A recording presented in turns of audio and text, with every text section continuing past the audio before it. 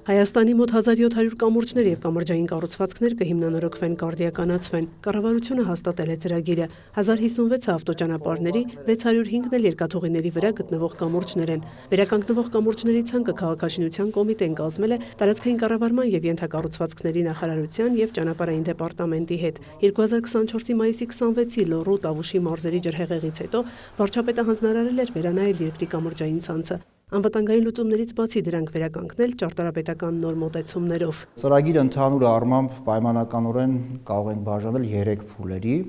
Առաջին փուլը իր մեջ ներառում է կամուրջների շահագործման,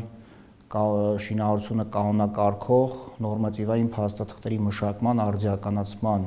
գործընթացը, որ արդեն իսկ մեկնարկվել է։ Կստեղծվի կամուրջների մասին ամբողջական տեղեկություններ ունեցող թվային շտեմարան, մշտադիտարկման համակարգ, այդ թվում տեխնիկական վիճակի, շահագործման պայմանների վերաբերյալ տեղեկատվությամբ։ Առաջին փուլում ներառված են նաև տիպային նախագծերի մշակման աշխատանքները։ Քաղաքաշինության կոմիտեի պատվիրատվությամբ մշակվել է մետաղական կամրջային կառուցվածքի բազմակիրառման օրինակելի նախագծեր, որը ներկայումս գտնվում է պետական համալիր փորձաքննության փուլում, որի ավարտը նախատեսվում է առաջիկա 10-օրյակի ընթացքում։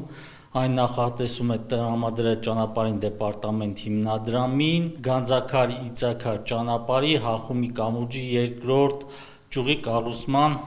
շրջանակներում։ Ծավալն աննախադեպ մեծ է, բայց կփորձեն առաջիկա 1-2 տարում ունենալ վերականգնված կամուրջներ։ Կոմիտեի փոխնախագահը նշում է, հաճախ ճանապարհային ծածկույթը փոխվում է, բայց դրա տակ կամուրջը քաղաքաշինական միջամտության չի ենթարկվում։ Կամուրջների մեծ մասը շահագործման ընթացքում չի նորոգվել։ Վերջի 100 տարիների ընթացքում կամուրջների վրայի փաստացի բեռը առանց չափազանցնելու մոտ 5 անգամ ավելացել է։ Այսինքն նախագծված է եղել ավելի 5 անգամ պակաս։ Հիմա մենք փաստացի մեր կամուրջների վրա ավելի մեծ բեռով ենք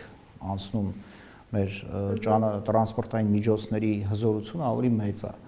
Այդ առաջի կարևոր բանն է, որ անպայման պետք է ինչ-որ միջամտություն անել։ Երկրորդը դա էլի այնա ինչ-որ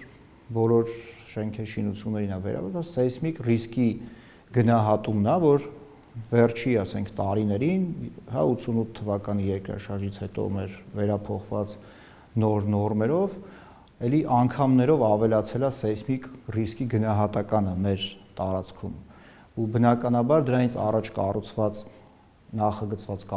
կամուրջները եւս հաշվարկված չեն այսօրվա սեյսմիկ պայմաններում։ Ծրագրով մատնանշվում են պետության առաջիկա տարիների անելիքները, նախ կընտրվեն առաջնահերթ վերականգնման կարիք ունեցողները, կգնահատվի կամուրջների տեխնիկական վիճակը, հաշվի կառնվի կառուցման տարեթիվը, շահագործման ընթացքում չվերակառուցված լինելու փաստը, նկատի կառնվեն նաև գրունտային սեյսմիկ պայմանները։ Ունենք համայնքներ, որոնք կապված են ընդհանուր տարածքի հետ հանրապետության միակ կամուրջով։ Տենց մենք ունենք դեպքեր ու բնականաբար այդ պարագայում ինքը ավելի առաջնահերթ կհամարվի։ Այսինքն ունենք այդ մեթոդաբանությունը, որ այդ բոլոր չափորոշիչները հաշվի առնելով կկարողանանք ընտրել 2-րդ փուլում կամուրջները եւ դրանց համար պատվիրենք նախագծեր, երկաթուղային կամուրջներ ունենք, որ երկաթգծի կառուցման ընթացքում կառուցվել են, դրանք բավականին շատ են ու բնականաբար հարավկովկասյան երկաթուղու հետ եւս համագործակցել ենք։ Առանձին մոտեցում կցուցաբերվի ռազմավարական նշանակության կամուրջներին, ցանկում ներառված չեն պատմամշակութային արժեք ունեցող ու նաև Երևանի կամուրջները։ Մայրաքաղաքում հաշվառված է մոտ 260 կամուրջ, դրանք ծրագրում չեն ընդգրկվել, հաշվի առնելով, որ դրանց մասով համայնքը արդեն որոշ ծրագրեր ունի։ Մայա Խաչատրյան, Էդգար Դավթյան, լուրեր։